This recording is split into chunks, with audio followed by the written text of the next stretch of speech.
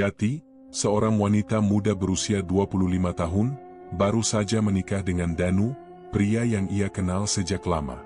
Setelah pernikahan mereka, Yati memutuskan untuk tinggal bersama keluarga Danu, terutama mertua yang sudah lanjut usia, Ibu Siti.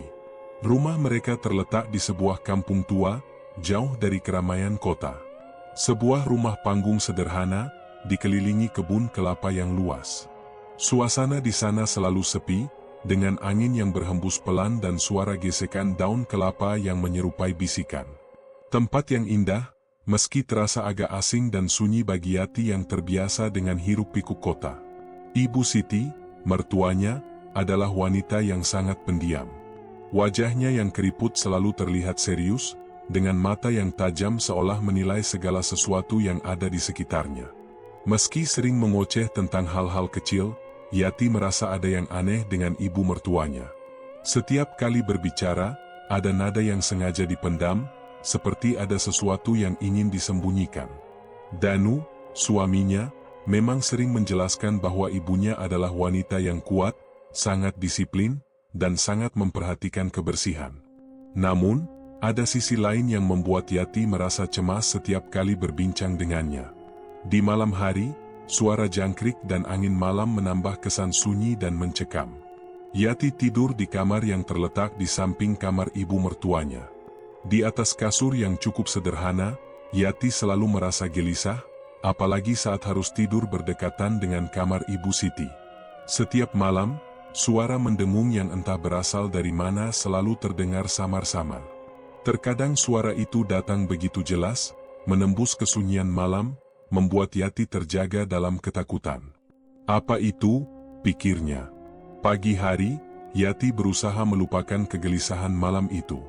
Ia mulai terbiasa dengan kebiasaan mertuanya yang terlihat sempurna di siang hari, meskipun ada sesuatu yang terasa aneh setiap kali malam tiba. Namun, satu hal yang selalu membuat Yati teringat adalah suara mendengung yang semakin jelas, berasal dari arah kamar Ibu Siti. Ada yang tidak beres, dan Yati mulai merasakannya. Tapi, ia tak tahu persis apa itu, hanya ada firasat buruk yang semakin menghantuinya. Beberapa hari setelah Yati mulai terbiasa dengan rutinitas di rumah mertuanya, sesuatu mulai terasa berbeda.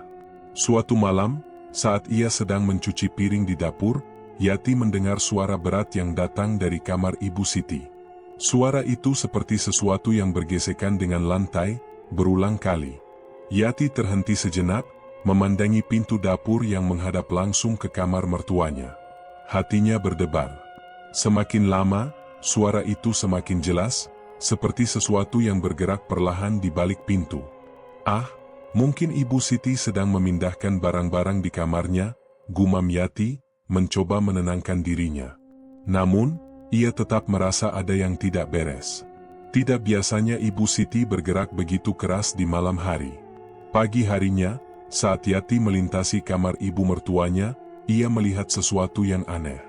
Di sudut kamar, terdapat sebuah bantal besar yang diletakkan di atas ranjang. Bantal itu terlihat mencurigakan, seolah-olah ada sesuatu di dalamnya. Yati merasa ada yang aneh, tapi ia tidak bisa mendeskripsikan apa itu. Ia hanya merasa bantal itu tidak seharusnya diletakkan begitu. Terlebih, Ibu Siti selalu tidur dengan posisi yang sangat teratur, tidak pernah meninggalkan barang sembarangan. Ketika Yati mendekat dan memperhatikan bantal itu lebih seksama, ada yang mengganjal di pikirannya. Bantal itu tampak terlalu berat. Apa yang ada di dalam bantal itu? Tanya Yati dalam hati. Penasaran, ia menyentuh ujung bantal tersebut. Namun, sebelum ia bisa mengangkatnya, tiba-tiba terdengar suara langkah kaki mendekat. Yati buru-buru mundur, bersembunyi di balik tirai jendela yang ada di ruang tamu. Ternyata, Ibu Siti yang keluar dari kamarnya dengan ekspresi datar. Yati, jangan terlalu banyak penasaran. Kamu tidak usah terlalu memperhatikan barang-barang di kamarku, kata Ibu Siti, dengan suara tegas yang agak menakutkan. Yati merasa tubuhnya merinding. Kalimat itu terdengar seperti peringatan, meskipun nada ibunya terdengar biasa saja. Pagi itu, Yati merasa semakin cemas. Setiap kali ia lewat di dekat kamar Ibu Siti, ia bisa merasakan hawa dingin yang berbeda. Ada sesuatu yang sangat menekan, membuat udara di sekitar rumah terasa lebih berat. Bahkan, suara mendengung itu semakin sering terdengar, seolah mengintai di setiap sudut rumah. Yati merasa ada yang disembunyikan, dan ketidaknyamanan itu semakin menjadi-jadi. Sebuah rasa takut mulai merayap perlahan di pikirannya. Ada sesuatu yang tidak bisa ia jelaskan, tapi ia tahu bahwa ketidakwajaran itu baru saja dimulai. Seminggu setelah kejadian aneh itu, Yati mulai merasa ada yang berubah dalam dirinya. Ketegangan di rumah semakin terasa, dan ia semakin sering terbangun di tengah malam, terjaga oleh suara mendengung yang berasal dari kamar Ibu Siti. Setiap kali itu terjadi, hatinya berdebar kencang, seolah ada sesuatu yang mengintai, menunggu saat yang tepat untuk menyerang. Namun, ia tidak bisa mengungkapkan kekhawatirannya pada Danu, suaminya. Danu selalu beralasan bahwa ibunya sudah tua dan memang memiliki kebiasaan tidur yang berbeda. Suatu malam, setelah Danu pulang kerja, Yati memutuskan untuk memberanikan diri dan menyelidiki kamar Ibu Siti. Ia tak tahan lagi dengan perasaan cemas yang terus menghantuinya. Dengan langkah pelan, Yati mendekati kamar ibu mertuanya yang tertutup rapat. Ia bisa mendengar suara nafas berat yang terdengar aneh, seperti seseorang yang sedang kesulitan bernapas. Saat membuka pintu secara perlahan, Yati terkejut melihat Ibu Siti duduk di atas ranjang, dengan wajah yang terlihat lebih tua dari biasanya. Mata Ibu Siti tampak seperti kosong, seperti tak fokus, namun Yati bisa merasakan ada sesuatu yang mengintai di balik tatapan itu. Ibu Siti diam saja, tidak berkata apa-apa. Hanya duduk, menatap kosong ke depan. "Bu, Ibu kenapa?" tanya Yati dengan suara gemetar, meskipun ia mencoba untuk terdengar tenang. Ibu Siti tidak menjawab. Ia hanya menggerakkan tangannya perlahan, seperti menandakan agar Yati mendekat. Yati, meski takut, merasa ada sesuatu yang harus ia temukan. Ia berjalan mendekat, matanya tidak lepas dari wajah Ibu Siti yang semakin tampak aneh. Tiba-tiba, Ibu Siti bergerak cepat. Ia meraih tangan Yati, menggenggamnya dengan kuat. "Jangan terlalu banyak bertanya, Enduk," ujar Ibu Siti, suaranya kini terdengar sangat dalam dan serak. "Kamu tidak siap dengan apa yang ada di balik ini semua." Yati terdiam. Jantungnya berdegup kencang. Tangan Ibu Siti yang menggenggam tangannya terasa dingin, bahkan sedikit kaku. Ada getaran yang sangat kuat di antara mereka, seolah-olah ada kekuatan lain yang mengendalikan tubuh Ibu Siti. Yati berusaha menarik tangannya, tetapi Ibu Siti semakin menggenggam dengan kuat. "Dengar, Enduk," lanjut Ibu Siti, matanya semakin tajam menatap Yati. "Jangan coba-coba mengungkap apa yang tak seharusnya kamu tahu. Jika kamu ingin bertahan, lebih baik kamu diam." Tiba-tiba, suara mendengung yang sudah lama Yati dengar, semakin keras dan jelas. Seolah suara itu datang dari dalam tubuh Ibu Siti sendiri. Suasana di dalam kamar itu terasa semakin menakutkan, membuat Yati merasa terjebak dalam suatu rahasia yang tidak bisa ia pahami. Semua ini terasa semakin jauh dari kenyataan. Ia tidak tahu lagi apa yang harus ia percayai. Setelah kejadian malam itu, Yati semakin merasa ada yang tidak beres. Setiap kali ia melewati kamar Ibu Siti, rasa takut dan cemas yang tak bisa ia jelaskan menyelimuti dirinya. Suara mendengung yang biasanya samar, kini semakin keras, seakan menggerogoti ketenangan rumah. Yati mulai merasa bahwa tidak ada yang bisa ia lakukan untuk menghentikannya. Bahkan Danu, suaminya, semakin jarang berada di rumah. Ada perasaan terisolasi yang semakin dalam di hati Yati. Suatu malam, saat Yati hendak tidur, suara mendengung itu kembali terdengar. Kali ini, suara itu terdengar lebih jelas dan lebih mengganggu dari sebelumnya. Yati menatap bantal Ibu Siti yang terletak di tempat tidur. Ia merasa seolah ada yang tersembunyi di balik bantal itu, dan semakin lama, rasa ingin tahu Yati semakin besar. Tanpa bisa menahan diri, ia berjalan pelan menuju kamar Ibu Siti yang pintunya sedikit terbuka. Di dalam kamar, Ibu Siti tampak sedang duduk dengan posisi yang aneh, membelakangi pintu. Yati bisa melihat tubuh ibu mertuanya yang tampak kaku dan tidak bergerak. Suara mendengung itu berasal dari arah Ibu Siti, namun wajahnya tetap terlihat datar dan kosong. Dengan hati yang berdebar, Yati memutuskan untuk melangkah masuk. Saat ia mendekat, suara mendengung itu semakin keras, seperti suara yang berasal dari dalam tubuh Ibu Siti. Yati merasa seolah ada sesuatu yang sedang menggerogoti tubuh ibu mertuanya dari dalam. Tiba-tiba, Ibu Siti menoleh dengan gerakan yang sangat cepat, wajahnya tampak seperti berubah. Matanya yang biasanya tajam kini membelalak, dan bibirnya tersenyum tipis, namun senyum itu terasa sangat menyeramkan. "Ada yang ingin kamu lihat, Enduk?" tanya Ibu Siti dengan suara yang hampir tidak terdengar.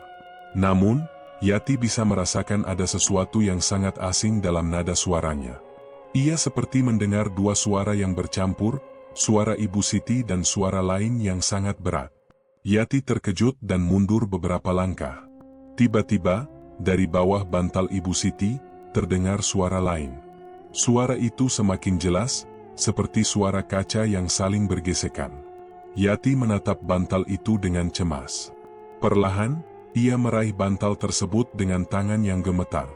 Saat ia mengangkat bantal itu, sebuah botol kaca kecil terlihat terjatuh dari dalamnya, berguling di lantai. Botol itu berisi cairan merah yang tampak seperti darah. Di dalam botol, ada rambut panjang yang terikat dengan rapi. Yati menatap botol itu dengan mata terbelalak.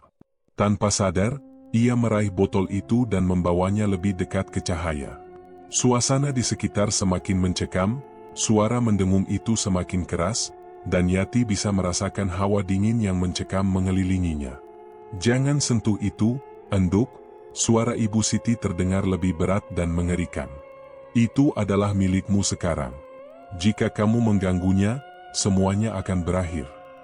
Yati terdiam, tangannya memegang botol kaca itu dengan gemetar. Seperti ada suara yang berbisik di telinganya, memperingatkan agar ia segera meletakkan botol itu kembali. Namun, entah mengapa, ia merasa seperti ada kekuatan lain yang mengendalikan tubuhnya. Ia tak bisa melepaskan botol itu. Hawa dingin semakin menguar, dan Yati merasa seluruh tubuhnya kaku, seperti tertahan oleh sesuatu yang sangat kuat dan tak terlihat. Yati masih memegang botol kaca itu, tangan gemetar, dan pikirannya kacau. Suara mendengung yang mengerikan itu semakin terdengar jelas, seperti berasal dari dalam tubuhnya. Ia merasa tubuhnya kaku, seolah ada kekuatan yang menahan geraknya. Dalam kebingungannya, Yati akhirnya berhasil meletakkan botol itu di atas meja, berusaha melepaskan diri dari cengkraman ketakutannya. Namun, begitu botol itu diletakkan, suara mendengung itu langsung berhenti. Tiba-tiba, rumah yang tadinya terasa begitu hidup, seakan kembali hening. Hanya ada suara detak jantung Yati yang terdengar di telinganya, berdebar keras. Ia menatap botol kaca itu dengan penuh rasa takut. Ada sesuatu yang sangat salah di balik semua ini. "Ibu Siti, apa ini semua?" Yati berbisik, suaranya terengah-engah. Ia merasa ada yang hilang dalam dirinya, seperti kehilangan bagian dari diri sendiri. Mata Ibu Siti yang menatapnya tajam dari sudut kamar, semakin mempertegas perasaan cemas yang menggerogoti hatinya. Ibu Siti berdiri pelan, berjalan mendekati Yati dengan langkah yang lambat namun pasti. "Kamu sudah tahu, Enduk. Semua ini adalah harga yang harus dibayar," katanya dengan suara rendah, hampir seperti sebuah bisikan yang memaksa Yati untuk mendengarnya. Yati terperanjat, mencoba menghindar, namun Ibu Siti sudah terlalu dekat. "Harga? Harga apa yang ibu maksud?" tanya Yati dengan suara yang bergetar. Sepertinya, ada bagian dari kenyataan ini yang belum ia ketahui. Ia merasa sangat terpojok, tetapi rasa penasaran juga membuatnya terus bertanya. Ibu Siti menarik napas dalam-dalam, seolah menyiapkan diri untuk mengungkapkan sesuatu yang berat. "Itu adalah botol pesugihan, Enduk. Kamu sudah terlibat, meskipun kamu tidak tahu. Darah dan rambut itu adalah bagian dari perjanjian. Kamu tak bisa keluar sekarang." Ibu Siti mengangkat tangannya, menunjuk botol kaca yang ada di atas meja. "Jika botol itu pecah atau hilang, maka kita semua akan terperangkap dalam takdir yang lebih buruk. Yati hampir tidak percaya dengan apa yang didengarnya. Pesugihan? Botol itu? Semua yang terjadi seolah menjadi mimpi buruk yang tak bisa ia bangunkan. Ia memandang Ibu Siti dengan tatapan kosong, berusaha menyerap kata-kata yang baru saja diucapkan. Jadi, selama ini, Ibu. Yati tak bisa melanjutkan kalimatnya. Ia merasa seolah seluruh dunia runtuh di hadapannya. Semua ketakutannya yang selama ini dipendam, kini terjawab, namun dengan jawaban yang jauh lebih menakutkan. Ibu Siti menatap Yati dengan ekspresi yang tak bisa dijelaskan. Ini bukan pilihan yang kamu buat, Endo. Ini sudah menjadi takdir kita semua. Matanya menatap kosong ke botol kaca itu, lalu perlahan ia melangkah mundur. Jika kamu ingin keluar, ada harga yang harus dibayar. Jika tidak, lebih baik kamu terima dan teruskan. Yati berdiri kaku, merasa dunia di sekitarnya berputar. Semua yang terjadi, mulai dari suara mendengung, hingga peringatan dari Ibu Siti, semakin membingungkan dan menakutkan. Namun, satu hal yang jelas, ia kini terperangkap dalam sesuatu yang lebih besar dari yang bisa ia bayangkan. Dan entah bagaimana, ia harus memilih. Yati duduk terpaku di kursi kayu tua yang ada di ruang tengah. Pikiran-pikirannya kacau balau. Ia tidak pernah membayangkan hidupnya akan berujung seperti ini. Semua yang terjadi sejak ia datang ke rumah mertuanya, suara mendengung, botol kaca berisi darah dan rambut, serta rahasia mengerikan yang disembunyikan Ibu Siti, semua terasa begitu menyesakkan.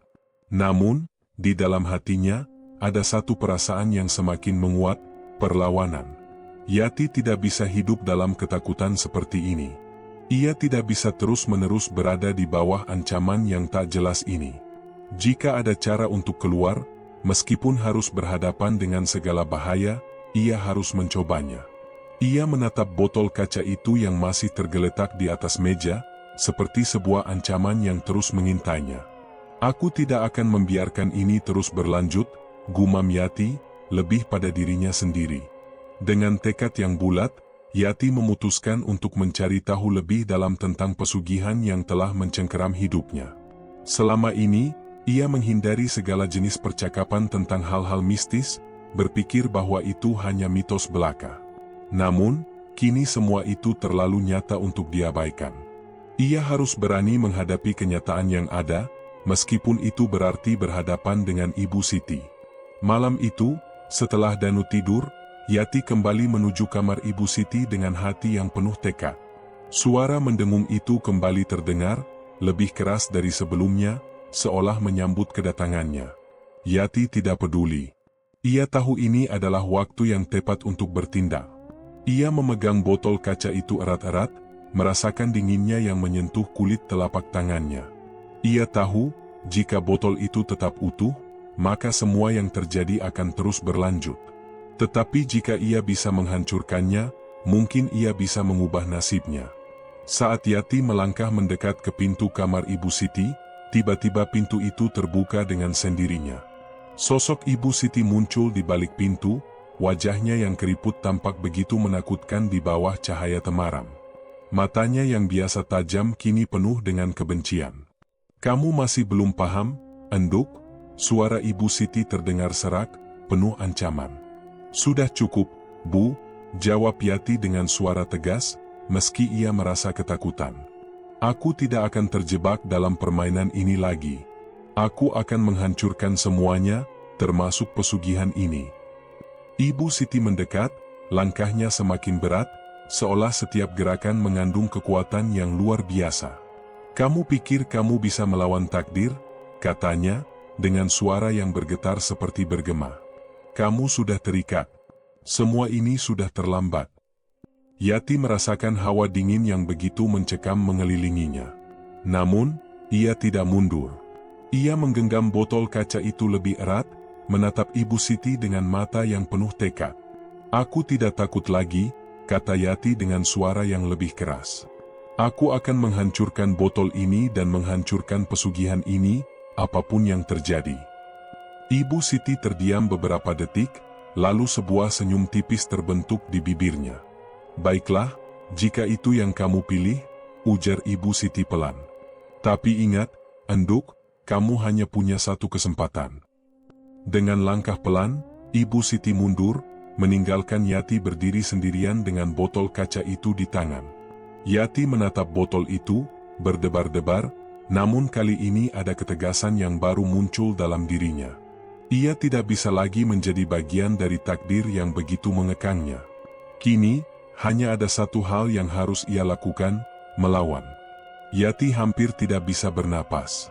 Matanya terbelalak saat ia melihat Ibu Siti berdiri di hadapannya. Wajah yang semula tampak tua dan lemah kini berubah menjadi lebih menakutkan. Kulit Ibu Siti mengeriput, seakan-akan terkelupas, memunculkan daging yang tampak busuk. Tatapan matanya kosong, tidak ada lagi jejak kemanusiaan. Ia mengangkat tangan yang gemetar, seolah menggapai Yati, tetapi gerakannya aneh, tidak wajar. "Yati, kamu tidak bisa melarikan diri," suara Ibu Siti terdengar serak, seperti datang dari dalam kubur. "Semua yang kamu lakukan, semua yang kamu pilih, sudah mengikatmu." Yati mundur perlahan, tetapi kakinya terasa terikat. Suara mendengung itu kembali terdengar, semakin keras, semakin menusuk. Ia merasa seperti ada kekuatan yang tak terlihat menahannya, menariknya kembali ke dalam ruang lingkup yang tak bisa ia hindari. Setiap napas yang ia tarik terasa semakin berat, dan setiap gerakan yang ia buat seolah sia-sia. Ibu Siti maju selangkah, dan tiba-tiba suasana di sekitar Yati menjadi semakin gelap. Cahaya dari jendela kamar yang sebelumnya menerangi ruangan, kini memudar, berganti dengan bayangan hitam yang menutupi segalanya. Hawa dingin yang menyeruak semakin membuatnya terengah-engah, dan di luar jendela, langit berubah menjadi gelap pekat, seperti malam yang datang lebih cepat dari seharusnya. "Apa yang kamu lakukan? Apa yang kamu coba ubah, Yati?" Suara Ibu Siti terdengar semakin dalam, semakin mengancam. "Tidak ada yang bisa mengubah takdir. Kamu sudah menjadi bagian dari kami. Takdir sudah tertulis." Yati menatap botol kaca yang hancur di lantai, darah dan rambut yang tumpah seolah berbisik, menyarankan sesuatu yang tak bisa ia pahami. Keputusan untuk menghancurkannya mungkin salah. Namun, ia tidak punya pilihan. Semua yang terjadi saat ini terasa begitu nyata, terlalu nyata. Ibu Siti mendekat lagi, dan tubuhnya mulai mengembang, seperti membesar dengan sendirinya, semakin besar dan besar, seolah ingin menelan Yati. Tangannya terjulur panjang, jari-jari yang membungkuk, menunggu untuk mencengkeram. Setiap detik terasa seperti abad, dan Yati merasa tubuhnya kaku, tidak bisa bergerak. Jangan dekat." Yati berteriak, berusaha melawan ketakutannya. Namun suara itu justru semakin dekat. Ibu Siti tiba-tiba tertawa, tawa yang kering dan tidak manusiawi. "Lari, Enduk. Lari kemanapun, tapi kamu tak akan pernah bisa lari dari kami." Tanpa berpikir panjang, Yati berlari, melintasi ruang tamu, menuju pintu depan. Namun, saat ia membuka pintu, yang ia temui hanyalah kegelapan, gelap yang lebih pekat dari malam manapun. Suara langkah kaki besar terdengar di belakangnya, semakin dekat. Setiap langkah itu seperti menekan dadanya, membuatnya sesak. Yati merasa seperti ada tangan yang tak kasat mata menariknya kembali. Pintu depan itu tertutup dengan sendirinya, menghantam Yati hingga tubuhnya terhantam keras ke lantai. Ia terjatuh, hampir tak bisa menggerakkan tubuhnya. Dari luar, suara berderak-derak datang, seperti sesuatu yang sedang menggerogoti dinding rumah. Perlahan, Yati bangkit, tetapi langkahnya semakin berat. Dalam kegelapan, ia mendengar suara yang lebih jelas. Sosok besar itu sudah di belakangnya, sangat dekat, hampir menyentuh kulitnya. Dan tiba-tiba, sebuah suara yang lebih keras daripada sebelumnya, berteriak memecah keheningan. "Jangan lari, Yati, sudah terlambat." Yati menoleh, matanya melihat bayangan besar itu. Sosok itu muncul di depan mata, lebih mengerikan dari apapun yang pernah ia bayangkan. Saat itu, Yati tahu, teror ini tidak akan berakhir. Itu baru saja dimulai. Yati tak bisa lagi lari. Tubuhnya gemetar hebat, namun seakan ada kekuatan yang mendorongnya untuk berdiri. Di depannya, sosok besar itu semakin mendekat, tak terlihat jelas bentuknya, hanya bayangan hitam yang membesar, seakan menelan cahaya. Setiap langkah yang ia ambil semakin berat, seolah tanah di bawahnya menahan setiap gerakan. Suara mendengung itu kembali mengisi udara, mengisi seluruh ruang, dan membuat telinga Yati terasa nyeri. Ia terjatuh lagi, wajahnya menyentuh lantai kayu yang dingin. Nafasnya terengah-engah. Dalam kepanikan yang mencekam, ada satu hal yang tiba-tiba terlintas dalam pikirannya. Botol kaca yang sudah pecah. Itu adalah kunci. Apapun yang ada di dalam botol itu, itulah yang harus dihancurkan. Tidak peduli apa yang terjadi, ia harus berjuang. Dengan sisa kekuatan yang ada, Yati bangkit dan menatap ke sekelilingnya. Seluruh rumah terasa hidup, terasa semakin sempit dan menekan. Pintu depan tertutup rapat, dan jendela-jendela tak bisa dibuka. Ia terperangkap. Namun, sesuatu dalam dirinya berubah. Tidak ada lagi rasa takut yang menguasainya. Kini hanya ada satu hal yang ada di benaknya, melawan. Sosok hitam itu semakin mendekat. Ia bisa mendengar napasnya yang berat, dan suara tawa yang mengerikan keluar dari mulut sosok itu. Yati bisa merasakan hawa dingin yang semakin membekukan kulitnya. Namun, ia tidak mundur. Dengan cepat, ia memutar tubuhnya dan berlari ke arah dapur, tempat ia tahu ada benda tajam. Mungkin pisau. Apa saja yang bisa membantu. Namun, saat Yati tiba di dapur, ia menemukan sesuatu yang lebih mengerikan. Di atas meja kayu, ada sebuah buku tua yang terbuka, dengan halaman-halaman yang terlihat basah, seperti dilapisi oleh sesuatu yang lengket. Buku itu tampak usang, seolah telah berusia ratusan tahun. Ada tulisan dalam bahasa yang tidak bisa Yati baca, tetapi beberapa kata yang terlihat jelas di halaman pertama membuat hatinya berdebar kencang, "Jangan sentuh, atau semuanya akan terlambat." Ia merasa tubuhnya tertarik kembali ke ruang tamu. Sosok itu ada di sana, berdiri di tengah ruangan, menatapnya dengan tatapan kosong. "Kamu tidak bisa melawan kami, Yati. Semua ini sudah menjadi bagian dari hidupmu." Suara itu terdengar seperti dari dalam bumi, dalam dan menggema. Yati menggenggam buku itu dengan erat, menatap sosok yang semakin dekat. Tangan sosok itu mulai terjulur, mencoba meraih tubuh Yati. Tanpa ragu, Yati membuka buku itu dan membaca kata-kata yang ada di halaman terakhir, meskipun ia tahu itu mungkin adalah pilihan yang berbahaya. Begitu ia mengucapkan kata-kata itu, ruangan di sekitarnya terasa bergetar. Suara mendengung itu semakin mengeras, seolah ada kekuatan yang menahan segalanya. Sosok itu berhenti. Sejenak, keheningan mengisi ruang. Kemudian, dengan suara yang seperti gemuruh, sosok itu tertawa. "Kamu masih belum mengerti, Enduk," katanya, suaranya menyatu dengan angin. "Kamu hanya membuka jalan yang lebih gelap." Sekujur tubuh Yati terasa seperti terbakar. Ia tahu konfrontasi ini belum selesai. Apa yang ia lakukan baru saja memicu sesuatu yang jauh lebih besar. Sebuah perlawanan yang tidak bisa dimenangkan dengan mudah. Tapi ia tidak punya pilihan. Jika ia ingin bertahan, ia harus siap menghadapi kegelapan yang lebih dalam lagi. Suasana di rumah panggung itu terasa semakin mencekam. Yati hampir tidak bisa merasakan kaki-kakinya yang lemas, dan jantungnya berdegup kencang, seperti ingin melompat keluar dari dadanya. Semua yang terjadi tadi seolah-olah hanya mimpi buruk, namun tubuhnya yang lelah dan ketakutan membuktikan bahwa semua ini nyata. Ia berdiri di tengah-tengah ruang tamu yang gelap, masih memegang buku tua yang tadi ia temukan di dapur.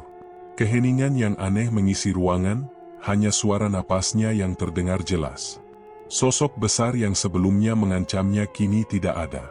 Semua suara mendengung itu berhenti, dan udara di sekitar Yati terasa lebih ringan. Sesaat, ia merasa lega. Apa yang ia baca dari buku itu ternyata benar.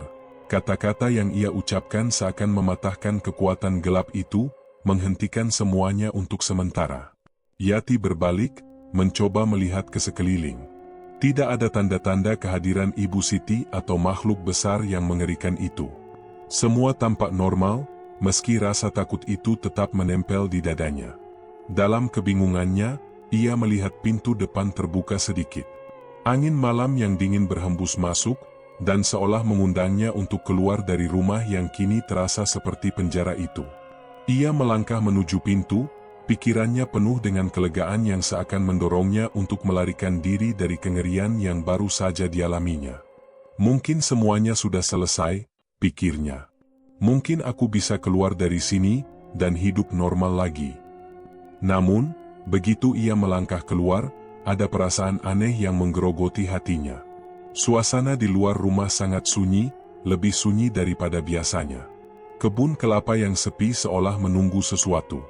Yati menoleh, memastikan bahwa tak ada yang mengikutinya, namun langkahnya terhenti ketika ia melihat sesuatu di tanah. Sebuah benda kecil, seperti botol kaca, tergeletak di depan pintu. Botol itu persis sama seperti yang ia pecahkan malam sebelumnya. Tangan Yati terhenti di udara. Apakah ini artinya? Ia melihat lebih dekat dan mendapati rambut-rambut dan tetesan darah dalam botol itu. Semua perasaan lega yang ia rasakan seketika menghilang, digantikan oleh rasa takut yang lebih dalam. Ia kembali menatap rumah itu, namun tidak ada yang berubah. Semua tampak tenang, terlalu tenang. Suara Ibu Siti terdengar di telinganya, lembut dan menenangkan, namun penuh dengan ancaman. Kamu pikir kamu sudah bebas, Yati? Semua ini baru permulaan. Kematian itu tak bisa dihindari, dan tak ada yang bisa membebaskanmu. Yati mundur perlahan, matanya terbuka lebar dengan ketakutan yang mulai merayap kembali. Ia berlari masuk kembali ke dalam rumah, mencoba menutup pintu dengan sekuat tenaga. Namun, begitu ia menoleh, ia mendapati Ibu Siti berdiri di ujung tangga. Wajahnya tampak lebih tua dari sebelumnya, lebih rusak, dengan senyum yang penuh kemenangan. Semua yang kamu lakukan sia-sia, Enduk, kata Ibu Siti, suara itu mengalir seperti bisikan yang tak bisa dielakkan. Ini adalah jalan yang sudah ditentukan. Tak ada yang bisa mengubahnya. Yati merasakan dingin yang merayap di tulangnya. Ia baru sadar, semuanya belum selesai. Apa yang ia kira sebagai kemenangan hanyalah ilusi.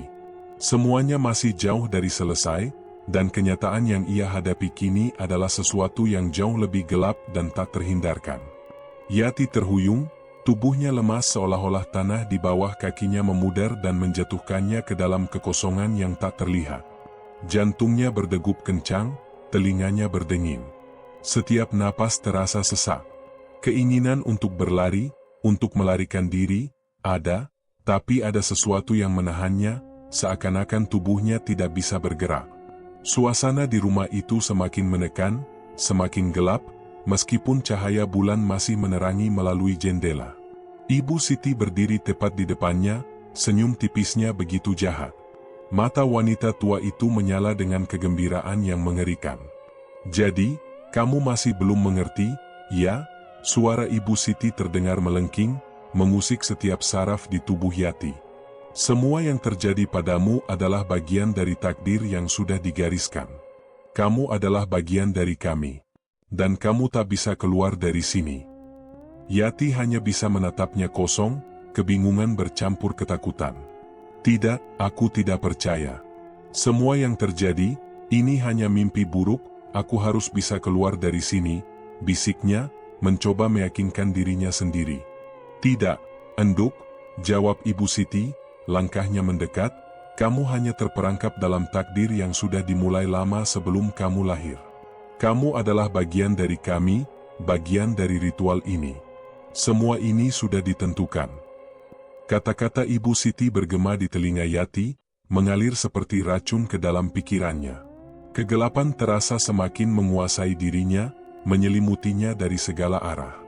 Rasanya seperti ada kekuatan yang tak terlihat, menarik tubuhnya, menarik jiwanya ke dalam ruang yang lebih gelap. Yati merasa sangat kecil di hadapan kekuatan itu. Tiba-tiba, suara lain menyusup ke dalam pikirannya. Suara yang familiar. Yati, kamu harus berhenti. Suara itu terdengar jelas, menembus kebingungannya. Jangan percayakan mereka. Jangan biarkan mereka mengendalikanmu. Yati tertegun, jantungnya berdebar kencang. Itu suara suaminya, Agus. Suaminya yang hilang beberapa waktu lalu, yang sempat dia pikir telah pergi untuk selamanya. Agus, teriak Yati, berharap agar sosok yang ia cintai itu muncul dan menuntunnya keluar dari mimpi buruk ini. Tapi tak ada jawaban, hanya keheningan yang mencekam. Hanya bayangan Ibu Siti yang semakin mendekat. Sosok wanita itu tampak lebih besar, semakin menakutkan. Yati merasa tubuhnya kaku, tak bisa bergerak. Ia menginginkan untuk berlari, tapi seolah-olah kakinya dipasung oleh kekuatan yang tak terlihat. Jangan dengarkan suara itu, Yati. Semua yang kamu dengar hanya kebohongan. Suara Ibu Siti terdengar lebih dalam, seakan berasal dari dalam bumi. Tidak ada orang lain di dunia ini yang bisa menyelamatkanmu. Kamu sudah menjadi bagian dari kami. Yati merasa terperangkap. Ia menoleh ke pintu, berharap bisa melarikan diri, tetapi pintu itu tertutup rapat, terkunci dari luar. Tangannya gemetar. Di depannya, Ibu Siti melangkah maju. Wajah wanita tua itu terlihat lebih rusak, lebih menyeramkan. Matanya menyala dengan api kegelapan yang tak bisa dipadamkan. Namun, dalam kegelisahannya, ada satu hal yang terlintas di pikiran Yati. Suatu hal yang sangat penting, yang baru saja ia ingat. Buku tua yang ia temukan di dapur, buku yang sempat ia buka dan baca beberapa halaman terakhirnya. Sesuatu yang ia abaikan begitu saja karena merasa itu hanya bagian dari permainan gelap ini. Tiba-tiba, kata-kata dalam buku itu terulang di kepalanya, lihatlah siapa yang sebenarnya mengendalikanmu. Hati Yati berdegup kencang. Ia mulai mengerti. Ada sesuatu yang lebih besar dari yang ia pikirkan. Suaminya, Agus, bukan hanya seorang korban seperti dirinya. Agus bukanlah pria biasa yang ia nikahi. Ia adalah bagian dari sesuatu yang jauh lebih gelap. Yati teringat kembali saat mereka pertama kali datang ke rumah itu. Betapa Agus selalu menahan diri untuk tidak menjelaskan lebih banyak tentang keluarga besar mereka, tentang rumah itu, tentang Ibu Siti. Ada banyak hal yang ia simpan rapat-rapat, banyak hal yang ia tutup-tutupi. Agus? Yati berbisik, wajahnya terbelalak. Kamu tahu semua ini, kan? Namun, jawabannya bukan datang dari Ibu Siti, melainkan dari belakang sosok itu. Yati menoleh, dan hatinya hampir berhenti berdetak. Di sana, berdiri sosok yang selama ini ia cari, Agus, suaminya, dengan senyum yang tak pernah ia lihat sebelumnya. Wajahnya tampak lebih tenang, lebih datar, seperti seseorang yang telah menerima takdir. Agus? Yati berteriak, berlari mendekat, mencoba meraih tangannya. Namun, Agus hanya berdiri di sana, tidak bergerak. Wajahnya begitu dingin dan penuh ketenangan yang menakutkan. Yati, suara Agus terdengar begitu tenang, begitu terlepas dari segala ikatan emosi. Kamu tidak mengerti. Ini semua sudah terjadi sejak lama. Kita sudah bagian dari takdir ini. Tidak ada yang bisa mengubahnya. Tidak. Yati menjerit. Kamu tidak bisa seperti ini. Kamu bukan bagian dari ini, Agus. Ini bukan kamu. Agus menatapnya dengan tatapan kosong.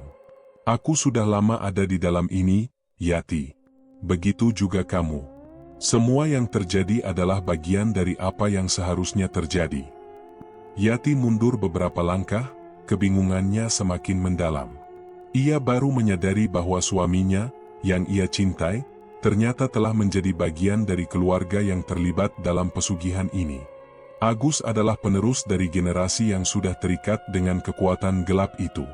Ia bukanlah pria biasa, melainkan bagian dari sebuah ritual yang sudah ada sejak berabad-abad.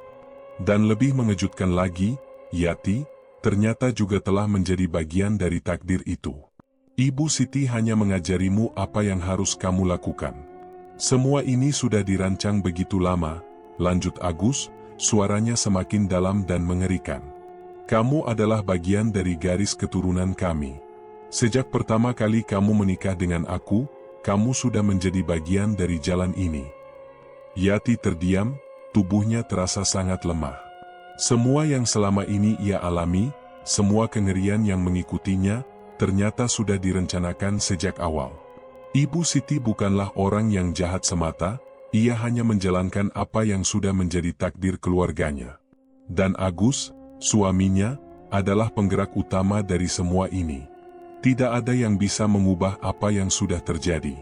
Semua ini sudah berjalan dengan sendirinya, kata Agus, menatap Yati dengan tatapan yang tak lagi memuat rasa cinta, hanya sebuah penyerahan pada nasib yang lebih besar. Yati berdiri terdiam, merasakan bagaimana semua yang ia anggap sebagai kehidupan biasa telah hilang begitu saja. Ia bukan lagi Yati yang dulu, wanita yang berani melawan dan mengejar kebahagiaan. Ia hanya pion dalam permainan yang lebih besar, permainan yang sudah dimulai jauh sebelum ia lahir. Agus mendekat dan menyentuh bahu Yati. Kamu tidak akan bisa keluar dari sini, Yati. Kamu adalah bagian dari kami. Dan dengan itu, kegelapan itu menelan seluruh kesadarannya. Yati akhirnya mengerti, tak ada jalan keluar. Selama ini, ia adalah bagian dari ritual itu, bagian dari keluarga yang terperangkap dalam pesugihan yang tak bisa dihentikan. Tidak ada kebebasan. Tidak ada penyelamatan. Semua yang terjadi selama ini adalah bagian dari jalan yang telah digariskan. Dan kini, Yati tahu, ia tidak akan pernah bisa keluar dari rumah itu. Tamat.